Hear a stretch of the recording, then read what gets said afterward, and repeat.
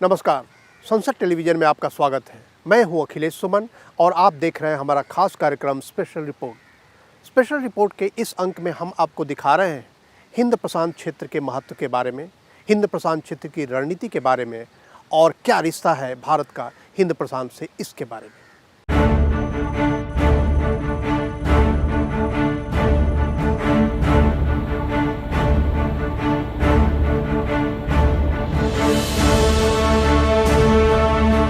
हिंद प्रशांत दुनिया का वो क्षेत्र है जो अमेरिका के पश्चिमी समुद्री तटों से लेकर अफ्रीका के पूर्वी समुद्री तटों तक फैला है। जैसा कि नाम से जाहिर है, यह हिंद महासागर और मध्य तथा पश्चिमी प्रशांत महासागर का एक सतत विस्तार है, जिसके आर्थिक और रक्षा सुरक्षा हित समान हैं। दुनिया के नक्शे पर अगर देखें तो इस इलाके में अमेरिका से लेकर चीन, पूरा का पूरा आसियान ब्लॉक, जापान, दक्षिण और उत्तर Korea, Bharat, Sri Lanka, Maldives, Tanzania, Malawi, Madagascar, Taiwan, Philippines, Australia, Papua New Guinea, Bangladesh, New Zealand, Nepal और भूटान के अलावा मॉरिशस, सेशल्स और सोमालिया जैसे देश भी आते हैं। आप कह सकते हैं कि एंटार्क्टिक के ऊपर का आधा और उससे लगे सारे इलाके हिंद प्रशांत भौगोलिक और राजनीतिक क्षेत्र में आएंगे। इस समुद्री क्षेत्र में करीब मछलियों की 3000 प्रजातियां, 500 तरह की प्रवाल शैल श्रेणियां, यानी समुद्र के भीतर कैल्शियम कार्बोनेट से बनी ठोस जालीदार चट्टान पत्तियां हैं, जो प्राकृतिक तौर पर उपलब्ध और प्रवालों द्वारा उत्सर्जित कैल्शियम कार्बोनेट से अपने आप बनती हैं। वैसे ये छोटे जीवों की बस्तियां होती हैं जिनमें कई तरह के जल जीव पाए जाते हैं। शोध के लिए ये जगह बहुत ही उम्दा मानी जाती है। दुनिया की आर्थिक गतिविधियों को जोड़े रखने में हिंद प्रशांत क्षेत्र सबसे अहम माना जाता है। पूरी दुनिया का करीब आधा व्यापार इसी रास्ते से होता है। दुनिया का 62% जीडीपी इस इलाके के देशों में है। इसके अलावा ये क्षेत्र दुनिया के 44% भूभाग का मालिक है और इससे कम 38 देश प्रत्यक्ष तौर पर जुड़े हैं। तो इस वजह से भी यह इलाका दुनिया और भारत के लिए काफ़ी महत्वपूर्ण हो गया है। लेकिन सबसे रोचक बात यह भी है कि यह इलाका विविधताओं से भरा पड़ा है। इस क्षेत्र में जहां दुनिया के सबसे अमीर देश रहते हैं, उसी तरह इस क्षेत्र में दुनिया के गरीब देशों का भी वास होता है। इसमें जहां अमेरिका, जापान और ऑस्ट्रेलिया जैसे विकसित देश हैं, तो चीन और भारत जैसे सबसे बड़ी जनसंख्या वाले देश भी हैं। और इसके अलावा कुछ छोटे द्वीपीय देश हैं जिनकी संप्रभुता पर हमेशा खतरा बना रहता है।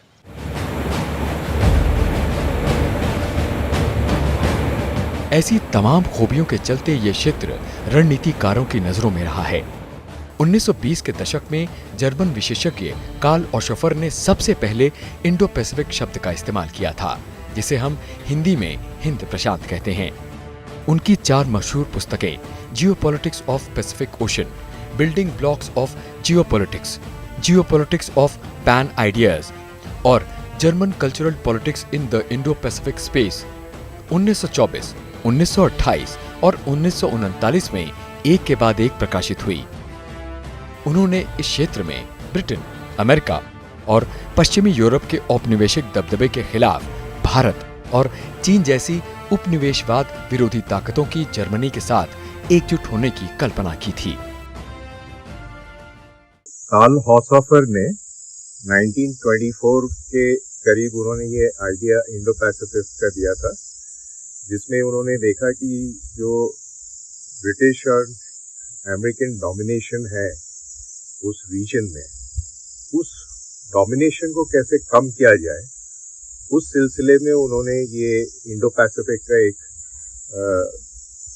समझ रखा था, जिस कॉन्सेप्ट से उन्होंने सोचा था कि वहाँ पे एंटी कॉलोनियल मूवमेंट्स को बढ़ावा दिया जाए और जो इवेंचुअली जो इनका कॉलोनियल डोमिनेशन था उसको दूर कर सकते हैं। तो ये जर्मनी का जो जियोपॉलिटिकल डिलेमास थे उस वक्त, जर्मनी मैरीटाइम पावर नहीं था और उस पावर को बढ़ाने के लिए उनका एक ये बहुत ही अहम सोच था, जिसपे बाद में ऑफ कोर्स कोई कार्रवाई नहीं हुआ था। इससे पहले मार्को पोलो ने 13वीं शताब्दी में दक्षिण पूर्व एशिया से चीन, भारत और हिंद महासागर और पर्शियन गल्फ से होते हुए कई देशों की यात्रा की थी और बताया था कि कैसे चीन से उत्पाद सोमालिया और इरिट्रिया जैसे पूर्वी अफ्रीका के देशों तक पहुंचते थे। इसलिए चीन की भी हिंद प्रशांत में पुरानी रुचि रही है। 15वीं शताब्दी आते आते चीन ने इसी मंशा से हिंद महासागर में स्थायी मौजूदगी बनाने की कोशिश की थी और अपने विख्यात नौसैनिक कमांडर ज़ेंग हे को भेजा था। पूर्व विदेश सचिव विजय गोखले ने हाल ही में प्रकाशित अपनी पुस्तक the long game how Chinese negotiate with India में इस बात का खुलासा किया है कि चीन ने हाल ही में हिंद महासागर में अपने इस योद्धा के नौवहन का प्रदर्शन करना शुरू कर दिया है, जिसमें केरल के बंदरगाहों को भी दिखाया गया है। इसके माध्यम से चीन हिंद प्रशांत और मलक्का स्ट्रेट में अपनी मौजूदगी को वैध ठहराने का प्रयास कर रहा है। चीन की गतिविधियां जो हैं वो साउथ चाइना सी में काफ़ी बड़ी हैं और उसको रोकने के लिए ये बहुत ज़रूरी है कि जो कंट्रीज़ हैं इंडियन ओशन रीजन में और फिर जो वेस्टर्न पैसिफिक में और सदर्न पैसिफिक में कंट्रीज़ हैं वो सब इसको एक तरह से ही देखें, क्योंकि जो सी रूट्स ऑफ कम्युनिकेशन हैं वो इंडियन ओशन के ऊपर पास करके और फिर वो मलाक्का स्ट्रेट से साउथ चाइना सी से होके और जापान की तरफ और यूएस की तरफ जाते हैं। तो इसके सिक्योरिटी डायमेंशन भी है और इसकी ट्रेड डायमेंशन भी है और जो जियो स्ट्रेटेजिक डायमेंशन है उसकी वजह से इंडो पैसिफिक जो है उसको काफ़ी ज़्यादा सपोर्ट आजकल मिल रहा है।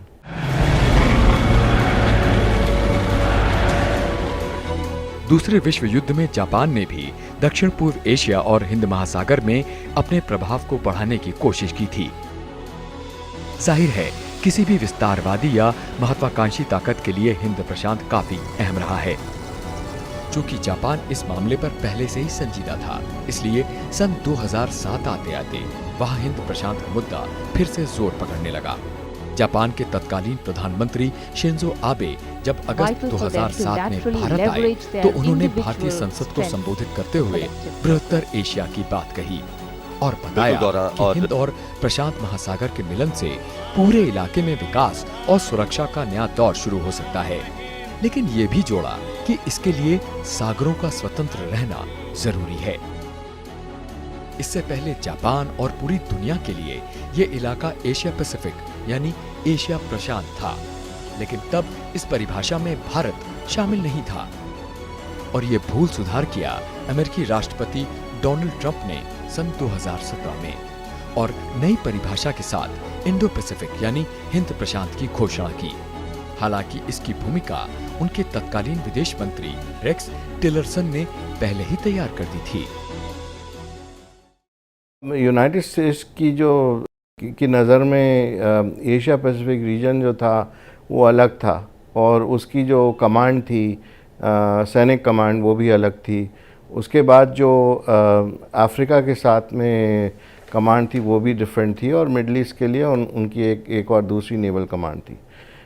तो इस तरह से उन्होंने दुनिया का बंटवारा किया हुआ था। लेकिन जब से इंडो पैसिफिक का कॉन्सेप्ट आया है तो दबाव बढ़ा है कि यूनाइटेड स्टेट्स इसको एक ही कमांड के अंदर रखे और इसीलिए अभी दो साल पहले ही ये चेंज हुआ है यूनाइटेड स्टेट्स में। और आप बात कर रहे हैं इंडो पैसिफिक टर्मिनोलॉजी की, तो ईस्ट एशिया समिट जो है वो 2014-2015 तक एशिया पैसिफिक ही यूज़ किया करते थे। उसके बाद कुछ कंट्रीज़ ने इंडो पैसिफिक के रेजोल्यूशंस प्रपोज करने शुरू किए इस लैंग्वेज के साथ में।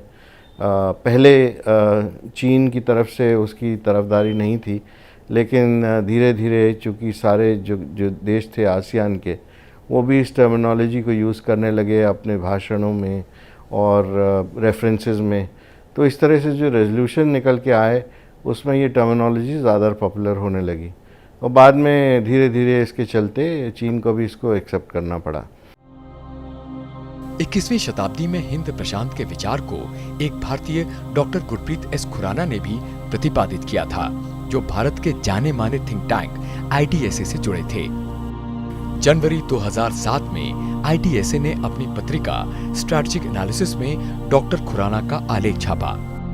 आलेख का शीर्षक था security of sea lines, prospects of India Japan cooperation. निश्चित तौर पर हिंद प्रशांत की अवधारणा ने भारत को इसके केंद्र बिंदु में ला खड़ा किया है। प्रधानमंत्री नरेंद्र मोदी ने समुद्री क्षेत्र के महत्व को समझते हुए 12 मार्च सन 2015 को सागर डॉक्ट्रिन को अपने भाषण में शामिल किया। ये महासागरीय क्षेत्र से जुड़े सभी देशों की सुरक्षा और विकास को सुनिश्चित करने की पहल थी। सागर का मतलब security and growth for all in the region, जिसका मकसद चीन की आक्रामक महत्वाकांक्षाओं के बीच संसाधनों के वैश्विक उपयोग को बढ़ावा देना था। सनद रहे कि दक्षिण चीन सागर पर चीन के कब्जे की कोशिश आधुनिक विश्व के लिए एक बड़ी चुनौती है। सुरक्षा परिषद का स्थायी सदस्य होने के बावजूद चीन न तो संयुक्त राष्ट्र की बात मान रहा है और इस मामले पर बनी संयुक्त राष्ट्र की संस्था अनक्लॉज के निर्णयों को भी नकार रहा है। इसके विपरीत भारत ने पिछले कुछ वर्षों से बांग्लादेश के साथ चले आ रहे ऐसे ही विवाद को हल करने में अनक्लॉज के फैसले को सम्मानपूर्वक मान लिया था।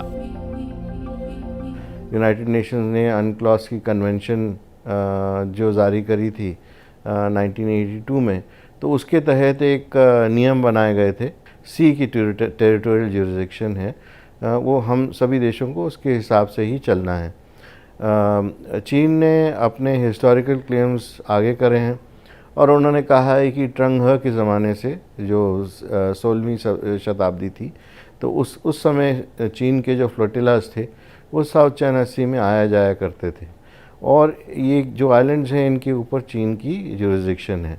तो उन्होंने एक 9 डैश लाइन जिसको बोलते हैं वो डिपिक्ट करी। उसके तहत साउथ चाइना सी का काफ़ी हिस्सा उनकी ज्यूरिसडिक्शन के अंडर है और उसको उन्होंने धीरे धीरे अपने पासपोर्ट्स में भी दिखाना शुरू कर दिया।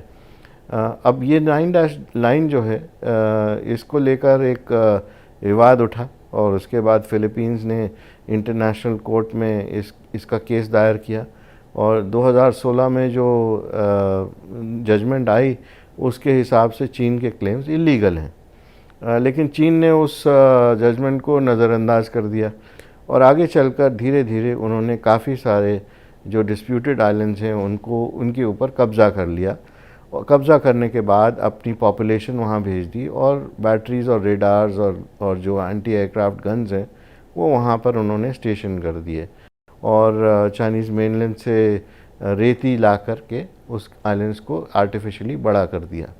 तो इस तरह की गतिविधियाँ चीन 2011 से लगातार करता चला आ रहा है और उसके बाद उन्होंने अपनी जो फ़िशिंग बोट्स हैं उनको आर्म करना शुरू कर दिया और इसको कहते हैं ग्रे जोन टैक्टिक्स।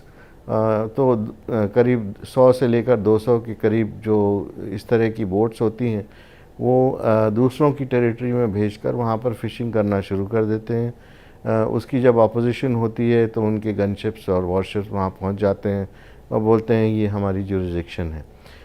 तो ये ज़्यादती का जो मामला है इसके चलते चीन के अगेंस्ट अपोजिशन बना है और 5 कंट्रीज़ का तो वैसे ही डिस्प्यूट है। कभी कभी इंडोनेशिया की टेरिटरी में भी चीन घुसपैठ कर बैठता है। उसके बाद जापान के साथ सेनकाकू आइलैंड्स पे एक डिस्प्यूट है जिसमें चीन जापान की टेरिटरी को भी अपना क्लेम मानता है, उसके ऊपर अपना क्लेम मानता है। वहाँ भी इसी तरह के टैक्टिक्स अप्लाई करे जा रहे हैं। इन हालातों में 1 जून सन 2018 को प्रधानमंत्री नरेंद्र मोदी ने सिंगापुर में आयोजित शंग्रीला डायलॉग में ऐतिहासिक भाषण दिया, जिसमें उन्होंने इंडो पैसिफिक यानी हिंद प्रशांत को लेकर अपनी 7 सूत्री अवधारणा का काफी विस्तार से वर्णन किया। इस अवधारणा के केंद्र में था सहयोग आधारित एशिया। प्रधानमंत्री नरेंद्र मोदी ने अपनी हिंद प्रशांत की अवधारणा में नियम आधारित व्यवस्था, क्षेत्र के सभी देशों की सार्वभौमिकता और भौगोलिक अखंडता के साथ समानता की अवधारणा पर भी जोर दिया, लेकिन ये भी साफ किया कि ये एकरूपता किसी देश के खिलाफ नहीं, बल्कि इस इलाके के देशों को डराने धमकाने की प्रवृत्ति के खिलाफ है।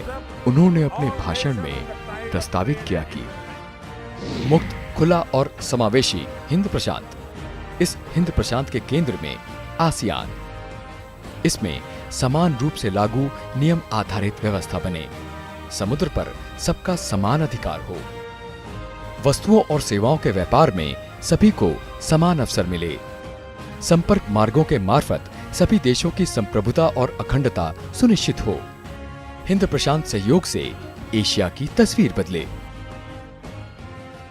India does not see the Indo-Pacific region as a strategy or as a club of limited members, nor as a grouping that seeks to dominate. And by no means do we consider it as directed against any country. We should all have equal access as a right under international law to the use of common spaces on the sea and in the air. That would require freedom of navigation, unimpeded commerce, and peaceful settlement of disputes in accordance with international law. Asia of rivalry will hold us all back. Asia of cooperation will shape this century. So each nation must ask itself, are its choice building a more united world or forcing new divisions? It is a responsibility that both existing and rising powers have.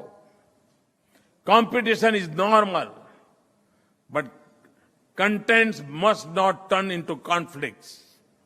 Differences must not be allowed to become disputes. नौवहन की आजादी, परस्पर संपर्क और भौगोलिक जुड़ाव को बढ़ावा देना इस अवधारणा के मूल में था, ताकि किसी एक देश का इस इलाके पर वर्चस्व न हो। फ्रीडम ऑफ नेविगेशन का मतलब ये हुआ कि साउथ चाइना सी जो है उस सब देशों के अपने अपने स्पेशल जोन्स होते हैं और अनक्लॉज के तहत उनके अपने जोन ईयर मार्क्ड हैं। जब चीन ने जो इलीगल क्लेम आगे करे हैं उसके तहत काफ़ी बड़ा हिस्सा साउथ चाइना सी का चीन अपना मानता है और उसके आगे चलते उन्होंने दो दूसरे कदम लिए हैं।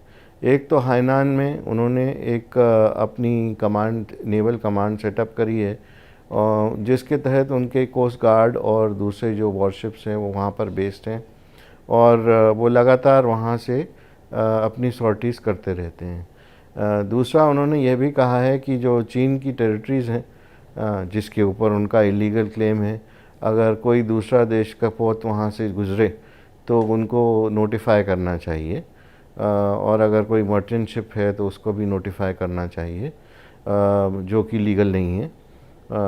तीसरी बात यह है कि उन्होंने अपने कोस्ट गार्ड को अब पावर्स दिए हैं कि जो साउथ चाइना सी या दूसरा जो अपना टेरिटरी मानते हैं, अपनी जुरिस्डिक्शन मानते हैं, उसमें अगर दूसरे देशों के जो पोत हैं और जो शिप्स हैं वो वहाँ से अगर गुज़रे तो उनके इंट्रोडक्शन की पावर उन्होंने अपने कोस्ट गार्ड को दी है।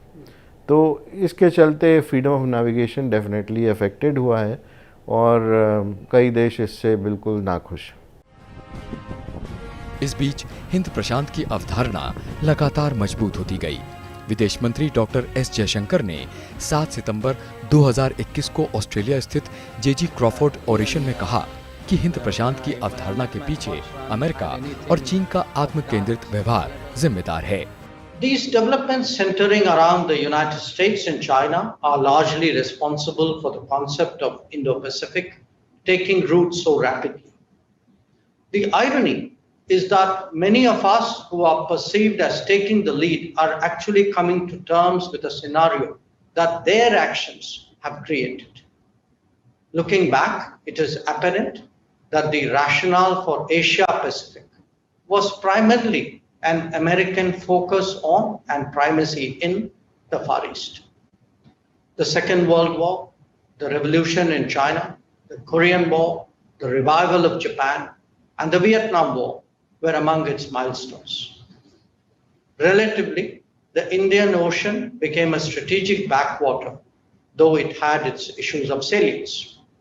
However, as the world globalized and various powers, especially China, started developing a footprint beyond their traditional areas of activities, the separation of the Indian and Pacific Oceans was less and less tenable. विदेश मंत्रालय ने भी हिंद प्रशांत की अवधारणा को महत्व देते हुए अप्रैल सन 2019 में एक अलग डिवीजन बनाया। सितंबर 2020 में विदेश मंत्रालय ने ओशिनिया डिवीजन बनाया, जिसका मकसद अंडमान समुद्र से पश्चिमी प्रशांत तक की स्थिति पर निगाह रखना और उसके लिए आवश्यक राजनीतिक सहयोग प्रदान करना है। इसके पहले 4 नवंबर सन 2019 को प्रधानमंत्री नरेंद्र मोदी ने बैंकॉक में ईस्ट एशिया समिट के समय इंडो पैसिफिक ओशंस इनिशिएटिव की घोषणा की। इसका मकसद सामुद्रिक इलाके में सुरक्षा और स्थायित्व कायम करने के अलावा सामुद्रिक संसाधनों का सदुपयोग, पर्यावरण की रक्षा और प्राकृतिक आपदा के समय एक दूसरे का सहयोग है।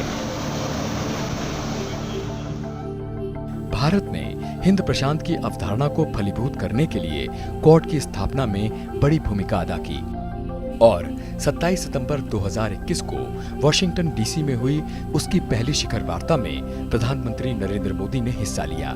इसमें हिंद प्रशांत की बेहतरी के बारे में प्रस्ताव पारित किया गया।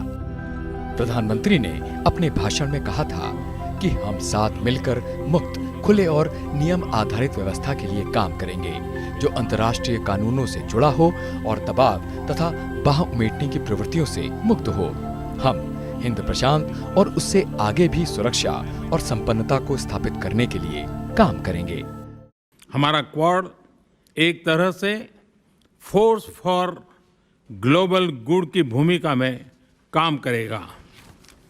मुझे विश्वास है क्वाड में हमारा सहयोग इंडो पैसिफिक में और विश्व में शांति और समृद्धि सुनिश्चित करेगा।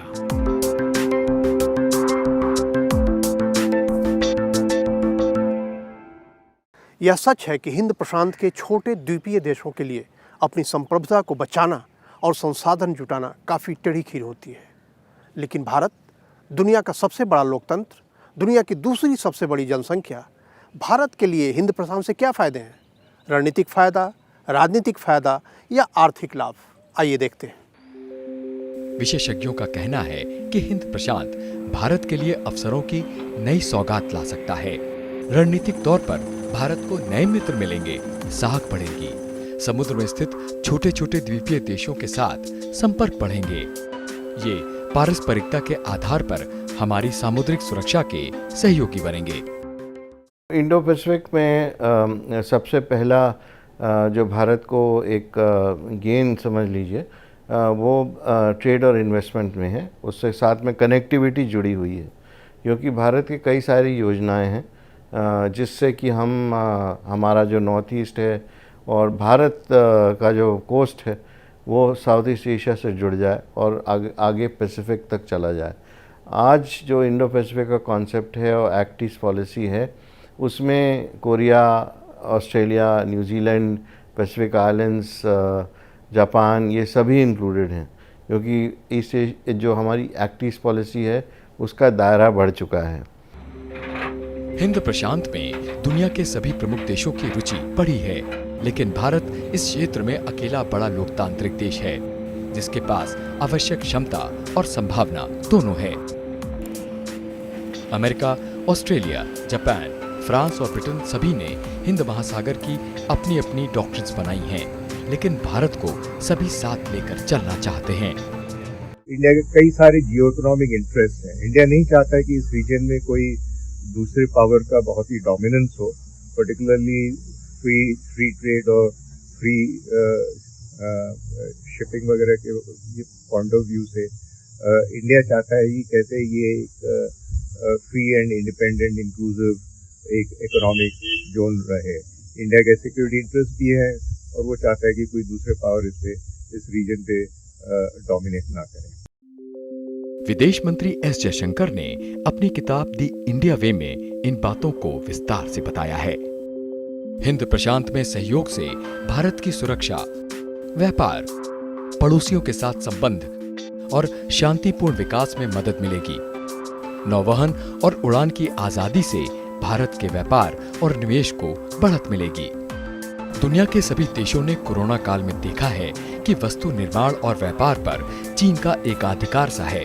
ऐसे में आपूर्ति श्रृंखला यानी सप्लाई चेन के विकेंद्रीकरण यानी डिसेंट्रलाइजेशन की बात चल रही है, जिसका फायदा मोटे तौर पर भारत को मिलेगा।